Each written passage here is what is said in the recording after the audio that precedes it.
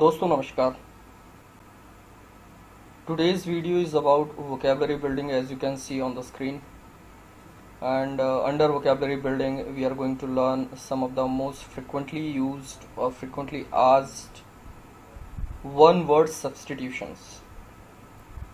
मतलब इस लेसन के अंतर्गत हम उन कुछ वन वर्ड सब्स्टिट्यूशन से रिलेटेड वोकेबलरी को सीखने जा रहे हैं जिनका या तो बोलचाल की भाषा में बहुत ज़्यादा प्रयोग होता है या फिर अगर आप किसी प्रकार के कॉम्पिटिटिव एग्ज़ाम में अपीयर करते हैं तो आम तौर पर इन शब्दों से रिलेटेड क्वेश्चंस आपको कभी ना कभी फेस करने ही होते हैं.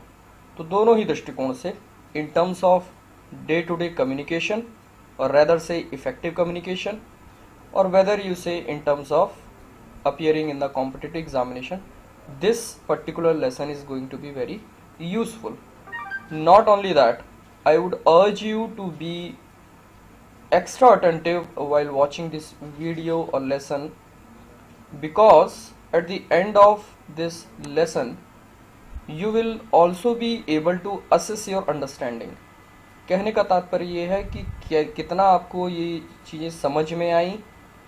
इस चीज़ को असेस करने के लिए मैंने इस वीडियो के साथ एक गूगल फॉर्म भी डिस्क्रिप्शन में दिया हुआ है. आप में से वो लोग जो इस वीडियो को पूरा देखकर अपने आप को असेस करना चाहते हैं कि कितनी बात समझ में आई या किन शब्दों में अभी भी प्रॉब्लम है, उनको मैं ज़रूर रिकमेंड करूंगा कि इसे देखने के बाद ज़रूर उस गूगल फॉर्म को अटेम्प्ट करें. बहुत आसान है. उस लिंक पे आपको क्लिक करना है, आपके सामने वो खुल जाएगा. उसमें ऑब्जेक्टिव क्वेश्चन है इन्हीं शब्दों से रिलेटेड, आपको उनको अटेम्प्ट करना है. तुरंत आपको स्कोर पता चल जाएगा. तो एक प्रकार से आपकी तैयारी भी हो जाएगी regarding learning of these words. So without any further delay let's begin with the learning of these words. पहला वर्ड आप देख सकते हैं अपनी स्क्रीन पर, यह है एग्नोस्टिक. मैंने साथ में जिस पर्टिकुलर पार्ट्स ऑफ स्पीच को ये बिलोंग करते हैं उनको भी ब्रैकेट में दिया हुआ है ताकि आप इसका सही तरीके से यूज़ कर पाएँ. और इन शब्दों से जुड़े कुछ अन्य शब्द जहाँ कहीं भी लगता है कि कुछ और भी शब्द हैं इसी वर्ड से जुड़े हुए, तो वहाँ उन शब्दों की भी मैं बात करूँगा. पहला वर्ड है एग्नोस्टिक. पहले एग्जाम्पल पढ़ते हैं और देखते हैं आप इसका क्या अर्थ निकालते हैं. यद्यपि मैंने अर्थ ऑलरेडी इसमें दिया हुआ है. Based on their belief in God people can generally be categorised as theist, atheist and agnostic. मतलब लोगों का जो ईश्वर पर विश्वास है उसके आधार पर लोगों को हम तीन भागों में कैटेगराइज कर सकते हैं. थीस्ट मतलब ऐसे लोग जो ईश्वर के अस्तित्व पर विश्वास रखते हैं, उनका मानना है कि ईश्वर है, उनको आप बोलते हो थीस्ट, THEIST. ठीक है, ये वर्ड जो आप देख रहे हैं थीस्ट. और ऐसे लोग जो ईश्वर के अस्तित्व पर विश्वास नहीं करते हैं, उनका मानना है कि ईश्वर नहीं होते हैं, उनको हम बोलते हैं अथीस्ट, मतलब नास्तिक. और एक तीसरी कैटेगरी होती है जिसको हम सीखने जा रहे हैं, एग्नोस्टिक. तो एग्नोस्टिक कौन होते हैं, इसका अर्थ आप देख सकते हैं यहाँ पर, अ person who is not sure if God exist और नॉट. तो एक तीसरा व्यक्ति होता है जो एक द्वंद्व की स्थिति में होता है, उसको पता ही नहीं होता है कि ईश्वर है अथवा नहीं है. कहने का तात्पर्य यह है, कुछ चीज़ों को देख के उसको लगता है कि ईश्वर नहीं है, ईश्वर होता तो ऐसा बिल्कुल पॉसिबल नहीं था. जो क्राइम्स हो रहे हैं, मर्डर्स हो रहे हैं, कई बार बेगुनाह लोगों की भी हम देखते हैं हालत बहुत बुरी होती है. बहुत सारे लोग अच्छे काम करते हैं लेकिन सफ़र करते हैं. तो इन सारी चीज़ों को देख के वो उसको लगता है नहीं यार ईश्वर नहीं है. और फिर जब उसका ध्यान जाता है सूरज की तरफ, चाँद की तरफ कि ये अपने आप कैसे चमक रहे हैं, पृथ्वी अपने आप कैसे गोल घूम रही है, उसको लगता है नहीं यार ईश्वर कोई ना कोई तो है जो इस सृष्टि को गवर्न कर रहा है. तो बीच में अटका होता है. इस प्रकार के व्यक्ति को हम बोलते हैं एग्नोस्टिक. ठीक है, तो इस वर्ड को ध्यान रखिएगा कि ऐसा व्यक्ति जिसको ईश्वर के अस्तित्व को लेकर संदेह है कि गॉड है कि नहीं है, उसको कंफर्म नहीं है. चलिए नेक्स्ट वर्ड की तरफ हम चलते हैं. After agnostic another word is altruist. ये भी नाउन है. एल्ट्रुइस्ट नाउन का अर्थ होता है डायरेक्ट, आप इस शब्द को उस व्यक्ति के लिए यूज़ कर सकते हैं जिस पर ये मीनिंग अप्लाई होती है. जबकि एडजेक्टिव ऐसा वर्ड होता है जिसके बाद आपको आमतौर पे नाउन का प्रयोग किया जाता है. जैसे नीचे एक वर्ड आप देख सकते हैं, इसी से जुड़ा हुआ एक एडजेक्टिव दिया हुआ है, एल्ट्रुइस्टिक, है ना. तो एल्ट्रुइस्टिक के बाद मैंने क्या लगाया, एक नाउन लगाया, चैरिटी। ठीक है, तो एल्ट्रुइस्ट से ही जुड़ा हुआ होता है एल्ट्रुइस्टिक, जिसमें एल्ट्रुइस्ट के गुण होते हैं उससे संबंधित जो हम बात करते हैं तो एल्ट्रुइस्टिक यूज करते हैं। तो चलिए एग्जाम्पल देखते हैं, इसका क्या एग्जाम्पल हम देख रहे हैं। No sooner did he realize the relevance and beauty of Hindu doctrines dictum वसुधैव कुटुंबकम then he naturally became an altruist. मतलब जैसे ही उसने हिंदू डॉक्ट्राइन, डॉक्ट्राइन मतलब जो स्क्रिप्चर्स वगैरह होते हैं, जो शास्त्र वगैरह होते हैं, उसकी डिक्टम, डिक्टम मतलब कहावत जिसको आप कहते हैं या सूक्ति कहते हैं। तो हमारे हिंदूज डॉक्ट्राइन्स की एक प्रसिद्ध डिक्टम है वसुधैव कुटुंबकम, जिसका अर्थ होता है पूरी वसुधा ही एक परिवार है, एक कुटुंब है। तो जैसे ही उस व्यक्ति को इसके रेलेवेंस का पता चला, रेलेवेंस मतलब औचित्य का पता चला कि हाँ ये बात तो बिल्कुल सही है, वैसे ही क्या हुआ, then he naturally became an altruist. वैसे ही वो स्वाभाविक रूप से एक एल्ट्रुइस्ट बन गया। तो एल्ट्रुइस्ट बन गया का मतलब क्या है, तो एल्ट्रुइस्ट का अर्थ होता है one who shows a wish to help और bring advantages to others even if it results in disadvantage for himself और हरसेल्फ। तो ऐसा व्यक्ति जो हमेशा दूसरों के लाभ के बारे में सोचता है या दूसरों के लाभ के लिए कुछ करना चाहता है हमेशा, भले ही इससे उसका खुद का क्यों ना नुकसान हो जाए, तो ऐसे व्यक्ति को हम बोलते हैं एल्ट्रुइस्ट। बहुत इंपॉर्टेंट वर्ड है। और इसीलिए जब किसी के लाभ को ध्यान में रखकर कोई चैरिटी की जाती है तो हम उसको बोलते हैं एल्ट्रुइस्टिक चैरिटी। मतलब उसमें एल्ट्रुइस्ट के गुण थे, एल्ट्रुइस्ट वाले भाव थे, और इस भाव को ध्यान में रखकर उसने वो चैरिटी की, इसलिए उसको अपन ने बोले altruistic charity. So anybody who is very much interested in serving others, who is very much interested in doing something for the well-being of others can be referred to as an altruist। बात समझ में आ रही है, परोपकारी जिसको आप कहते हैं। इसी का एक जोड़ा वर्ड होता है फिलैंथ्रोपिस्ट। तो फिलैंथ्रोपिस्ट और एल्ट्रुइस्ट जो होते हैं वो लगभग एक जैसे लोग होते हैं जो दूसरों की सेवा में ही जीवन को अपने समर्पित करना चाहते हैं या उनके अच्छे का सोचते हैं। चलिए आगे चलते हैं, नेक्स्ट वर्ड देखते हैं, अमेटर। अमेटर इज एन एडजेक्टिव, मतलब it is usually used before a noun. तो इसका अर्थ क्या होता है, पहले एग्जांपल देखते हैं फिर अपन अर्थ समझते हैं। Though currently he is an amateur photographer he wants to be a professional one. मतलब वो अभी एक अमेटर फोटोग्राफर है, फोटोग्राफी करता है but only as an amateur photographer. तो मतलब अगर कोई व्यक्ति अमेटर है, कोई काम एज एन अमेटर कर रहा है, तो इसका मतलब ये है कि वो पैसे के लिए नहीं कर रहा है, एज अ जॉब नहीं कर रहा है, बल्कि उस काम को करने में उसको खुशी मिलती इसलिए कर रहा है। Taking part in an activity for pleasure not as a job. Suppose I become an amateur teacher, तो that means I love teaching and therefore I am teaching. Maybe I am not working in any school or any college and therefore I am not getting anything out of that teaching of mine, and still I am working as an amateur because I love this particular task. तो इस बात को ध्यान में रख के हम इस वर्ड को यूज़ कर सकते हैं। कोई भी काम जब अपनी खुशी के लिए किया जाता है, यद्यपि उस काम से लोग पैसे भी कमाते हैं, लेकिन अपन खुशी के लिए कर रहे हैं, तो उसमें फिर हम इस वर्ड का यूज़ करते हैं अमेटर। ठीक है, इसका यूज एज एन एडजेक्टिव किया जाता है। नेक्स्ट वर्ड है एम्बीडेक्स्ट्रस। इसकी स्पेलिंग अलग अलग मिलती है, जैसे इसमें टी के बाद ई आर लगा हुआ है। कई जगह आप देखेंगे एक दूसरा वेरिएंट होता है अमेरिकन वेरिएंट जिसमें ई का प्रयोग नहीं होता है, तो इसको लेके कंफ्यूज नहीं होना है ना। अगर आप T E R O U S लिखेंगे कंप्यूटर में तो वो एरर दिखाएगा, क्यों, क्योंकि उसमें अमेरिकन इंग्लिश में ई का प्रयोग यहाँ पर नहीं होता है। तो इस चीज़ को मैंने पहले बता दिया था कि कोई कन्फ्यूजन ना हो। एम्बीडेक्स्ट्रस किसे कहते हैं? There are very few people who claim to be ambidextrous.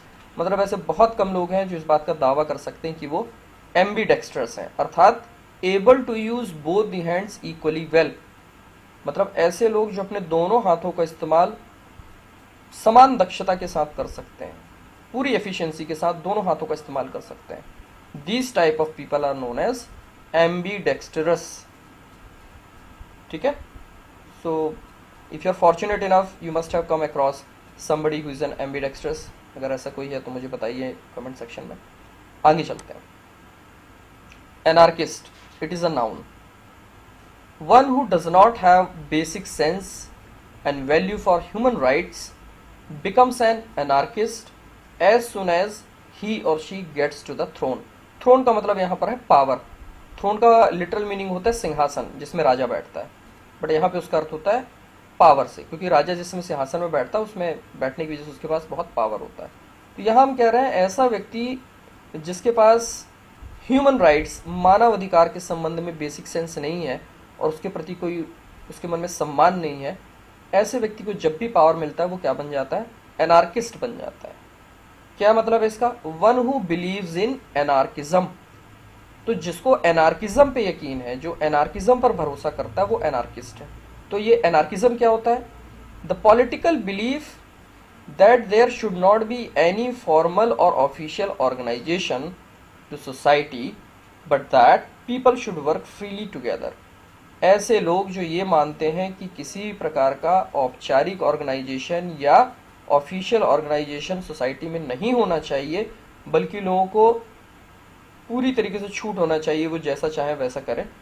तो इस बिलीफ को हम बोलते हैं, इस बिलीफ सिस्टम को हम बोलते हैं एनार्किज्म। आप स्वयं सोचिए, अगर समाज से सारी औपचारिक संस्थाएं हटा दी जाएं तो समाज की क्या स्थिति हो जाएगी? बहुत मुश्किल हो जाएगा। तो फ्रीडम के नाम पे हम अनुशासन की अवहेलना तो नहीं कर सकते ना। तो ये इसी प्रकार की बात होती कि वो फ्रीडम उनको इतनी चाहिए कि किसी प्रकार के सिस्टम उनको मंजूर नहीं है, और इसीलिए क्या हो जाता है, ऐसे सिस्टम में एनार्की आ जाती है। एनार्की को आप हिंदी में बोलते हैं अराजकता आ जाती है। तो अराजक जो व्यक्ति होता है उसको आप बोलते हैं एनार्किस्ट, जो किसी प्रकार की व्यवस्था के प्रति सम्मान नहीं रखता है। ठीक है, चलिए आगे चलते हैं। Apostate, a very nice word, very useful word. कहाँ यूज करते हैं? There are a large number of people across the globe who are apostates for one और अनदर रीजन। पूरी दुनिया में ऐसे बहुत सारे लोग हैं जिनको हम एपोस्टेट कह सकते हैं, जो किसी न किसी वजह से एपोस्टेट बने हैं। तो एपोस्टेट का मतलब क्या होता है? Someone who has given up his और हर रिलीजन और पॉलिटिकल पार्टी। ऐसा व्यक्ति जिसने अपना फेथ चेंज कर दिया है, चाहे वो धर्म के संबंध में हो या किसी पार्टी या राजनीतिक पार्टी के संबंध में हो। सपोज कोई व्यक्ति मुस्लिम था और वो हिंदू बन गया है, तो उसको जो लोग हैं मुस्लिम समुदाय के, वो आमतौर पे क्या बोलेंगे? He is an apostate. या कोई एक पर्टिकुलर पार्टी में था और फिर दूसरी पार्टी में चला गया, तो that person has become an apostate. तो इसको कहते हैं apostate, the one who has changed his और her faith. Particularly this word is used with reference to religion और पॉलिटिक्स। ठीक है। Arbitrator, again a very useful word. It is also used as a noun. Unless one is really mature enough and skilled in effective communication, one cannot play the role of an arbitrator effectively. मतलब अगर कोई व्यक्ति वास्तव में mature नहीं है और कुशल संवाद करने में निपुण नहीं है, तो वह व्यक्ति आर्बिट्रेटर के रोल को सही तरीके से इफेक्टिवली प्ले नहीं कर सकता है। तो ये आर्बिट्रेटर होता क्या है? A person officially chosen to make a decision between two people और groups who do not agree. इसी से जुड़ा हुआ एक वर्ड आपने सुना होगा, डिप्लोमैट, है ना। तो आर्बिट्रेटर वास्तव में एक मध्यस्थता करने वाले व्यक्ति को हम बोलते हैं। दो इंडिविजुअल या दो समूहों के बीच में जो एक सामंजस्य स्थापना करने की बात करता है या कोशिश करता है, उसको अपन बोलते हैं आर्बिट्रेटर। कि दो लोग हैं या दो समूह हैं जो आपस में किसी वजह से लड़ रहे हैं या मतभेद है उनके बीच में, और उनके मतभेद को दूर करना है, तो हम एक आर्बिट्रेटर को भेजते हैं कि भाई दोनों के बीच में सुलह करवाना है अपने को। तो उसके लिए हम ये वर्ड यूज करते हैं, that is arbitrator. Isn't it a very useful word? चलिए आगे चलते हैं। Ascetic, again a very nice word but it is used as an adjective. Those barely abstain from traps of pleasure seeking attitude of mind ought not to even dream of being an ascetic. मतलब ऐसे लोग जो अपने मन का एक जो particular attitude होता है सुख की तरफ भागने का, और उसको हमने एज अ ट्रैप बोला है। ऋषियों ने, मुनियों ने, ज्ञानियों ने ऐसा कहा है कि जो हम ये सुख की तरफ भागते हैं, इसके चक्कर में कई बार समस्याओं में पड़ जाते हैं। तो जो व्यक्ति अपने माइंड के इस एटीट्यूड से परहेज नहीं कर सकता है, अब्सटेन फ्रॉम का मतलब होता है किसी चीज से परहेज करना, उससे दूरी बनाना। तो जो व्यक्ति अपने माइंड के इस एटीट्यूड को कंट्रोल नहीं कर सकता है, उससे परहेज नहीं कर सकता है, ऐसे व्यक्ति को क्या बोल रहे हैं? Ought not to even dream of being an ascetic. ऐसे व्यक्ति को तो सपने में भी नहीं सोचना चाहिए कि एक एसेटिक बनेगा, या ऐसे व्यक्ति को एसेटिक बनने के बारे में सपने में भी नहीं सोचना चाहिए। तो एसेटिक होता क्या है? Ascetic is a person who avoids physical pleasures and lives a simple life often for religious reasons. ऐसा व्यक्ति जो फिजिकल प्लेजर को, मतलब हमारे जो सेंस से रिलेटेड प्लेजर होते हैं, जैसे कुछ अच्छा अच्छा खाना, अच्छा अच्छा म्यूजिक सुनना, अच्छी अच्छी चीज़ों को देखना, जगह पे जाना, अच्छे अच्छे परफ्यूम इस्तेमाल करना, तो ये जो हमारी इंद्रियां हैं, हमारी नाक हो गई, सूंघने की शक्ति हो गई, देखने की शक्ति हो गई, टच करने की शक्ति हो गई, इनसे रिलेटेड जो हमको सुख मिलते हैं, तो ये जो व्यक्ति होता है एसेटिक, इन सुखों से अपने आप को कंट्रोल करता है, ये मान के कि भाई इनके चक्कर में नई समस्याओं में फंस जाऊंगा मैं। और इसी वजह से वो क्या करता है, एक बहुत ही सिंपल लाइफ जीता है। और आम तौर पे वो ऐसा क्यों करता है, फॉर सम रिलीजियस रीजन, किसी न किसी धार्मिक वजह की वजह से करता है, या स्पिरिचुअल रीजन की वजह से करता है। उसको शांति की खोज है, शांति पाना चाहता है, उसके लिए शांति जो है मन की, वो सुख से कहीं अधिक महत्वपूर्ण है। तो ऐसे व्यक्ति को जो बड़े संयम का जीवन जीते हैं, जैसे हमारे ऋषि मुनि हुआ करते थे, या आज भी जो लोग ऐसा जीवन जीते हैं, उनको हम बोलते हैं एसेटिक। संयम से भरा हुआ जीवन होता है इनका। नेक्स्ट वर्ड है बैंकरप्ट। ये वर्ड आपने न्यूज में खासतौर पे बहुत सुना होगा, that businessman has become bankrupt. तो इसमें एग्जांपल पहले पढ़ लेते हैं। दो he was born with silver spoon, his habit of gambling and drinking eventually made him bankrupt. यहाँ पर जो बॉर्न विथ सिल्वर स्पून एक इडियम है, मुहावरा है, जिसका अर्थ होता है बहुत ही बड़े परिवार में जन्म लेना। तो यहाँ पे उसके लिए हम बोल रहे हैं कि हालांकि उसने एक बहुत बड़े परिवार में जन्म लिया था, बहुत रईस परिवार में जन्म लिया था, बहुत अमीर परिवार में जन्म लिया था, his habit of gambling and drinking eventually made him bankrupt. फिर भी उसकी जो गैम्बलिंग की, जुआ खेलने की और बहुत ज़्यादा ड्रिंक करने की जो आदत थी, आखिरकार उसने उसको क्या बना दिया, बैंकरप्ट बना दिया। तो बैंकरप्ट भी क्या होता है, नाउन होता है, ठीक है। और यहाँ पे नाउन के दो फॉर्म दिए गए हैं, बैंकरप्ट और एक नीचे आप देख सकते हैं बैंकरप्सी। तो state of being a bankrupt is known as bankruptcy. तो इसी बात को हम कह सकते हैं, his habit of gambling led him to bankruptcy. तो बैंकरप्ट का मतलब क्या होता है, one who is unable to pay one's debts. मतलब कोई व्यक्ति इतना कंगाल हो गया है कि अब वो अपने कर्ज भी नहीं चुका सकता है, बिल्कुल खस्ता हाल जिसको हम बोलते हैं। सारे पैसा, सारी प्रॉपर्टी उसकी जो है निपट चुकी है, बिल्कुल पैसा उसके पास अब बचा नहीं है। तो ऐसे लोगों को हम बोलते हैं बैंकरप्ट, जिसका दिवाला निकल जाता है, बिल्कुल पैसा नहीं बचता है, ठीक है। तो लास्ट वर्ड की तरफ हम बढ़ते हैं, दैट इज बाइगॉटरी। यहाँ पे भी नाउन के दो फॉर्म दिए गए, एक बाइगॉटरी और एक लास्ट में देख सकते हैं बाइगॉट, ठीक है। तो बाइगॉटरी का पहले एग्जाम्पल देखते हैं, फिर अर्थ को समझते हैं। While spirituality leads one to live peacefully, bigotry results in unjustifiable disputes and violence. जहाँ तक आध्यात्म का सवाल है, स्पिरिचुअलिटी का सवाल है, आमतौर पर यह व्यक्ति को क्या करता है, एक शांतिपूर्ण जीवन के लिए प्रेरित करता है, एक शांतिपूर्ण जीवन प्रदान करता है। वहीं दूसरी तरफ जो बाइगॉटरी है, इसके परिणाम में क्या आते हैं, अनजस्टिफाइबल डिस्प्यूट्स, मतलब ऐसे विवाद पैदा हो जाते हैं जिनको जस्टिफाई नहीं कर सकते, न्याय संगत नहीं होते हैं संवाद, ये जो विवाद होते हैं, और वायलेंस भी होता है इनकी वजह से। तो बाइगॉटरी का मतलब होता क्या है, having and expressing strong and unreasonable beliefs and disliking other people who have different beliefs और a different way of life. तो ये जो एटीट्यूड होता है लोगों का, कि कोई भी व्यक्ति जिसके जो लाइफ स्टाइल है या जिसके जो विश्वास हैं वो मेरे जैसे नहीं है, तो उनके प्रति बहुत ज़्यादा नफरत से भर जाना, उनके प्रति बहुत ज़्यादा हमेशा बुरा भला कहना या बुरा करने के लिए तत्पर रहना, ये जो एक स्टाइल होता है जीने का, उसको हम बोलते हैं बाइगॉटरी। और ऐसे व्यक्ति को हम बोलते हैं बाइगॉट। हमने देखे बहुत सारे लोग ऐसे होते हैं, आमतौर पर हम न्यूज़ में सुनते रहते हैं कि एक पर्टिकुलर धर्म की वजह से या रेशियल डिस्क्रिमिनेशन की वजह से कुछ लोग बाकी लोगों को क्या होता है, तकलीफ पहुंचा देते हैं, जो उनके धर्म को मानने वाले नहीं होते हैं या उनके रेस से जुड़े हुए नहीं होते उनकी।